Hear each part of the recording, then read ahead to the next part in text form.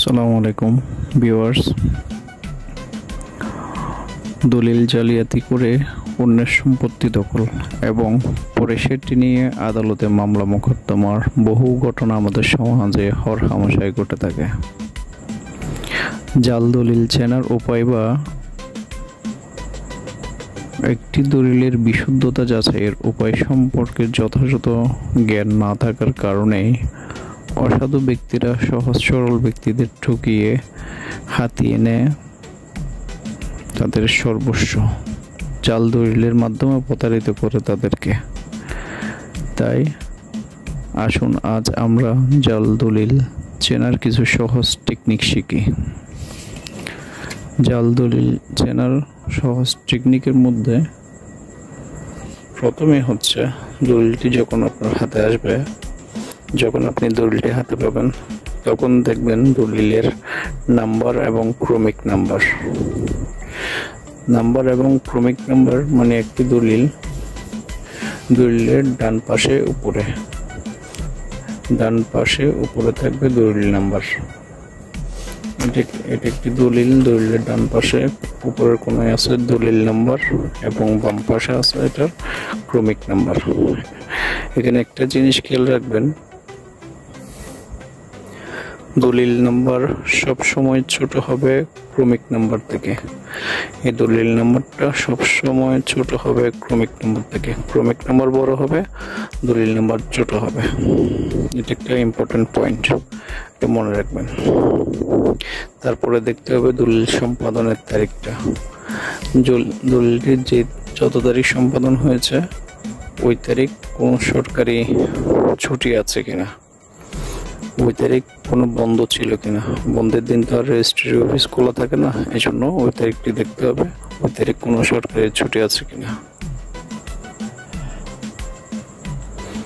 তারপর দ্বিতীয় নম্বরে যেটি দেখতে হবে, দলিলটির পেছনে দলিলটি যে স্টাম্পে করা হয়েছে স্টাম্পের পেছনে দেখতে হবে ভেন্ডরের সিলটা। এই যে একটা দলিল ভেন্ডর সিল এবং ক্রমিক নাম্বার আর সিগনেচার রয়েছে কিনা সেটা দেখতে হবে। এবং এই দলিল কেনার তারিখ, স্টাম্প কেনার তারিখ এবং দলিলের সম্পাদনের তারিখ দুটোর পার্থক্যটা দেখতে হবে। এবং এটা স্টাম্পটা কি দলিল কেনার আগে কেনা হয়েছে নাকি পরে কেনা হয়েছে। যদি দেখা যায় যে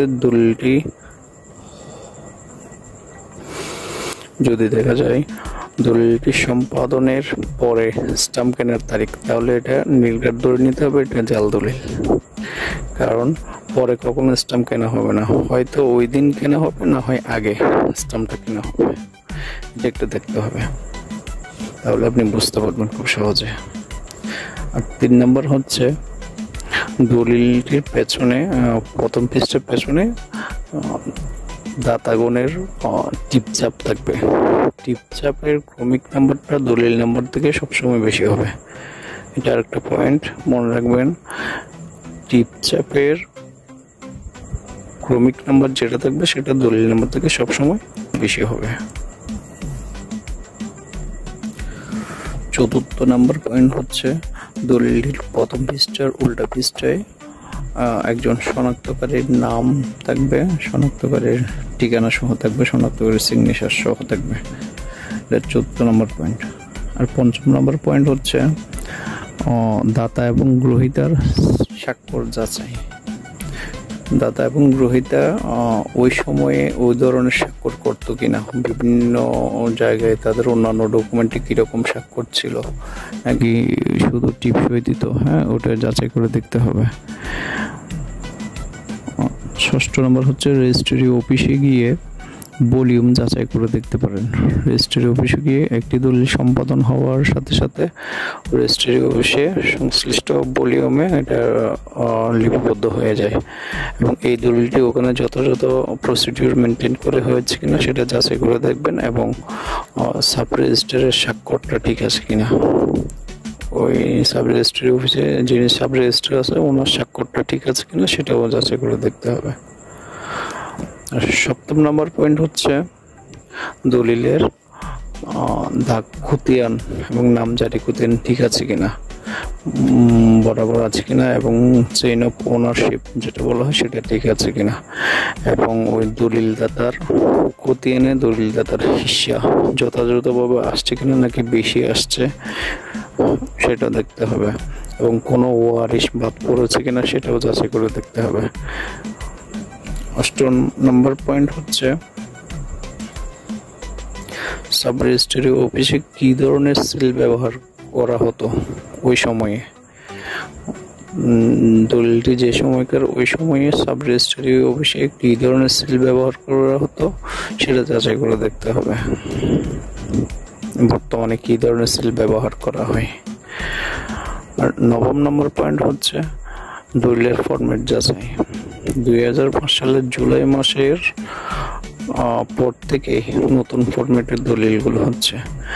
2005 সালের জুলাই মাসের আগে যেগুলো ছিল ওগুলোতে কখনো দাতা গ্রহীতার ছবি ব্যবহার করা হতো না, কিন্তু 2005 সালের পর থেকে বর্তমানে যে দলিলগুলো হচ্ছে নতুন ফরম্যাটে এবং দাতা গ্রহীতার ছবি সহ, ছবির উপর সিগনেচার সহ ওগুলো বাধ্যতামূলক, সেটাও যাচাই করে দেখতে হবে এটাতে যথাযথ আছে কিনা।